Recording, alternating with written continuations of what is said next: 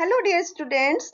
इस वीडियो में बच्चों हम पढ़ेंगे chapter sorting material into groups, जिससे बच्चों आप अपने आसपास के जगहों पर अपनी डेली लाइफ में सुबह से रात तक बहुत सारी चीजें देखते हैं, जैसे कि जो कपड़े हम पहनते हैं, वेजिटेबल फ्रूट्स जो हम खाते हैं, टॉयज देखते हैं जिनसे हम खेलते हैं। तो बच्चों ये अलग अलग साइज की, अलग अलग शेप्स की चीजें हम सुबह से शाम तक देखते हैं। तो ये सब चीजें अलग अलग कलर की होती हैं, किसी में स्मेल होती है, कुछ पानी में डिजॉल्व होती हैं, कुछ नहीं होती हैं। तो बच्चों कुछ चीजें ऐसी होती हैं जिनके थ्रू हम दूसरी चीजों को देख सकते हैं, आर पार देख सकते हैं, कुछ के थ्रू नहीं देख सकते। तो बच्चों अब हम पढ़ेंगे मटेरियल्स अराउंड अस, यानी कि हमारे आसपास जो मटेरियल्स होते हैं। तो बच्चों मटेरियल क्या होते हैं जिनसे हम अलग अलग तरह की चीजें बनाते हैं, उनको हम मटेरियल कहते हैं। जैसे प्लास्टिक है जिससे कि बाल्टी खिलौने चीजें बनती हैं, ग्लास है जिससे कि tumbler, window pane, spectacles, mirrors, ये सब चीजें बनती हैं। इसी तरह से कुछ खाने की चीजें होती हैं जो कि पानी, नमक, मसाले इत्यादि को मिलाकर बनाई जाती हैं। तो बच्चों हमारे नेचर में बहुत सारे मटेरियल होते हैं जो कि हमें नेचुरली मटेरियल से मिलते हैं, जैसे कि प्लांट्स हैं, एनिमल्स हैं, रिवर्स हैं। ये सभी नेचुरली अकरिंग मटेरियल्स हैं जो हमें इन चीजों से, नेचर की चीजों से जो मटेरियल मिलते हैं। कुछ मटेरियल ऐसे होते हैं जो नेचर में नहीं होते, वो मैन द्वारा बनाए जाते हैं, इसलिए उन्हें मैन मेड मटेरियल कहते हैं। जैसे प्लास्टिक, ग्लास, नायलॉन, ये सब मैन मेड मटेरियल्स हैं, जैसे कि आप यहाँ पे पिक्चर्स में देख सकते हैं। तो अब हम ग्रुपिंग ऑफ मटेरियल्स के बारे में पढ़ेंगे कि बच्चों अलग अलग मटेरियल्स जो हैं ऑब्जेक्ट्स बनाने के लिए यूज किए जाते हैं। ये क्योंकि अलग अलग मटेरियल की अलग अलग प्रॉपर्टीज होती हैं, और उन प्रॉपर्टीज को सही प्रोपोर्शन में यूज करके हम उसके यूज की चीजें बना सकते हैं। मटेरियल्स जो होते हैं, अलग अलग प्रॉपर्टी क्या होती है मटेरियल की, जैसे कि रफनेस है, लस्टर्स मतलब शाइनिंग है, ट्रांसपेरेंसी है, सॉल्युबिलिटी यानी पानी में घुलता है या नहीं घुलता है, फ्लोटेशन तैरता है या नहीं तैरता।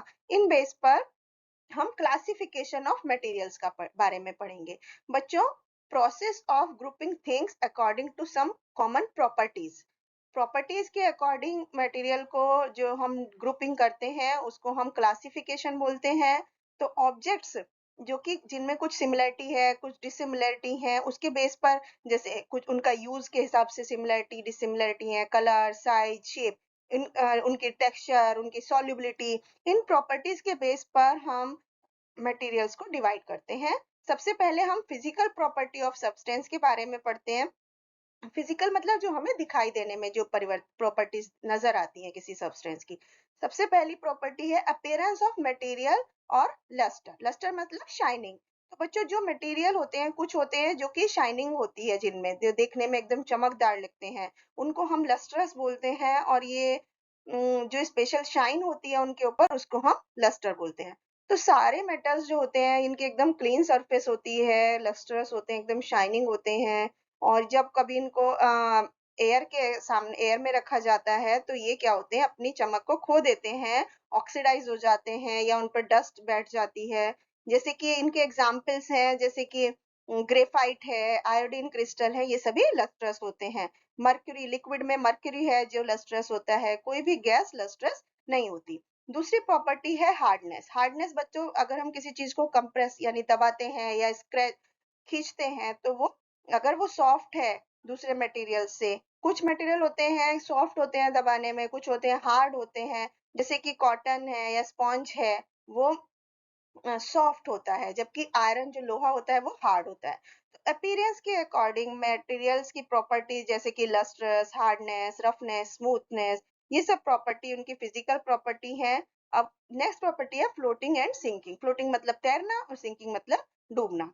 तो बच्चों यदि हम प्लास्टिक का एक टुकड़ा पानी में डालें तो क्या होता है, इट फ्लोट्स, ये क्या होता है, तैरता है। जबकि हम कोई लोहे का टुकड़ा डालें तो वो डूब जाता है। ये इसलिए होता है, उनकी दो सब्सटेंस की जो डेंसिटी होती है उसकी वजह से होता है। यदि किसी की सब्सटेंस की डेंसिटी लिक्विड की डेंसिटी से कम होती है तो वो पानी में तैरता है, डूब जाता है, और यदि ज्यादा होती है तो वो लिक्विड में तैरता है। नेक्स्ट प्रॉपर्टी है सॉल्युबिलिटी इन वाटर।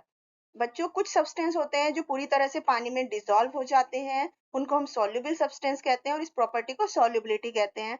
जबकि कुछ सब्सटेंस जो पानी में नहीं डिसॉल्व होते हैं उनको हम इनसॉल्युबल सब्सटेंस कहते हैं। सबसे पहले सॉलिड्स के बारे में पढ़ते हैं बच्चों। एक बड़ा सा सॉलिड का टुकड़ा लें जो कि पानी में इनसॉल्युबल है, जैसे कि मेटल होते हैं, स्टोन होते हैं, वुड होते हैं, ये सभी सॉलिड हैं लेकिन पानी में सॉल्युबल नहीं है। कुछ सॉलिड है जैसे कि शुगर है, कॉमन साल्ट है, ये सब पानी में सॉल्युबल होते हैं। लिक्विड की अगर हम बात करें, जैसे पानी में कुछ लिक्विड होते हैं जो घुल जाते हैं, उनको हम मिसिबल लिक्विड बोलते हैं, जैसे कि अल्कोहल, लेमन जूस, विनेगर, ये सभी पानी में घुल जाते हैं, सॉल्युबल हैं। कुछ लिक्विड हैं जो नहीं घुलते, इनको हम इमिसिबल लिक्विड कहते हैं, जैसे कि ऑयल है। गैसेस के बारे में अगर हम पढ़ें तो ज्यादातर गैसें बच्चों पानी में इनसॉल्युबल होती हैं। नाइट्रोजन, हाइड्रोजन और कार्बन डाइऑक्साइड पानी में इनसॉल्युबल है, जबकि कुछ गैसें पानी में सॉल्युबल होती हैं। ऑक्सीजन जो होती है वो पानी में थोड़ा सा घुलती है, क्योंकि जैसे जो वाटर एनिमल जैसे फिश वगैरह है वो पानी में घुली हुई ऑक्सीजन को लेकर ब्रीथ करते हैं अपने गिल्स की हेल्प से। नेक्स्ट प्रॉपर्टी है ट्रांसपेरेंसी। ट्रांसपेरेंसी बच्चों वो मटेरियल की वो एबिलिटी जिसके थ्रू हम उसमें से देख सकते हैं, उसको हम ट्रांसपेरेंट बोलते हैं और इस प्रॉपर्टी को ट्रांसपेरेंसी बोलते हैं। इसी के अपोजिट में अगर हम किसी मटेरियल के थ्रू नहीं देख पाते हैं तो उसको हम ओपेक मटेरियल बोलते हैं या इस प्रॉपर्टी को ओपेसिटी बोलते हैं। तो अबव फिनोमेना के बेस पर ट्रांसपेरेंट या ओपेक मटेरियल्स दो तरह के होते हैं। सॉलिड्स में अगर हम देखें तो सॉलिड जनरली ओपेक होते हैं, जैसे मेटल, वुड, स्टोन, इनमें से हम आर पार नहीं देख पाते हैं। कुछ सॉलिड जैसे कि ग्लास, डायमंड, इनमें से हम ये ट्रांसपेरेंट होते हैं। लिक्विड की अगर हम बात करें तो प्योर लिक्विड्स ट्रांसपेरेंट होते हैं नेचर में, जैसे पानी, अल्कोहल, पेट्रोल। गैसेस जो भी हैं, ऑक्सीजन, नाइट्रोजन, कार्बन डाइऑक्साइड, ये क्लोरीन, नाइट्रोजन, ये सभी ट्रांसपेरेंट होती है नेचर में। तो बच्चों जिनमें से कुछ मटेरियल होते हैं जो पार्शियली उसमें से हम देख सकते हैं, धुंधला धुंधला दिखाई देता है, उनको हम ट्रांसलूसेंट मटेरियल बोलते हैं। अब हम पढ़ेंगे conduction of heat. Conduction of heat मतलब जब हम, आपने बच्चों देखा होगा किचन में काम कर रहे होते हैं तो कुकिंग सब्जियां पका रहे होते हैं तो क्या होता है, उसका हैंडल गर्म हो जाता है बर्तन का। तो बहुत सारे बर्तन होते हैं जिनके प्लास्टिक के हैंडल होते हैं। तो प्लास्टिक के हैंडल क्यों होते हैं, जिससे वो हीट, प्लास्टिक जो होती है वो हीट को अलाउ पास नहीं करती है इजीली, तो इसलिए हैंडल जो है वो गर्म नहीं होता खाना पकाते समय। तो ऐसे मटेरियल जो हीट को पास नहीं करते हैं अपने में से, उनको बैड कंडक्टर्स ऑफ हीट बोलते हैं। And the metal allow heat to pass through them easily, they are called good conductors of heat. तो बच्चों मेटल्स में हीट हमेशा एक एंड से दूसरे एंड की तरफ बहुत जल्दी से फ्लो होती है, जबकि नॉन मेटल्स में बहुत ही स्लोली फ्लो होती है। इसके बाद हम पढ़ेंगे कंबसिबिलिटी। कंबसिबिलिटी मतलब बच्चों कुछ सब्सटेंस होते हैं जल्दी से आग पकड़ लेते हैं जब गर्म होते हैं, और उसको हम कंबसिबल बोलते हैं। और कुछ सब्सटेंस जो आग नहीं पकड़ते हैं गर्म होने पर हवा के प्रेजेंस में, उनको हम इनकम्बसिबल सब्सटेंस बोलते हैं। तो सॉलिड की हम बात करें तो बच्चों जैसे सूखी हुई लकड़ी है या सूखी हुई घास है, ये सभी कंबसिबल होती है, जो हवा के प्रेजेंस में ये आग पकड़ लेती हैं जल्दी से। और जैसे कोयला है, चारकोल है, ये कंबसिबल सब्सटेंस हैं।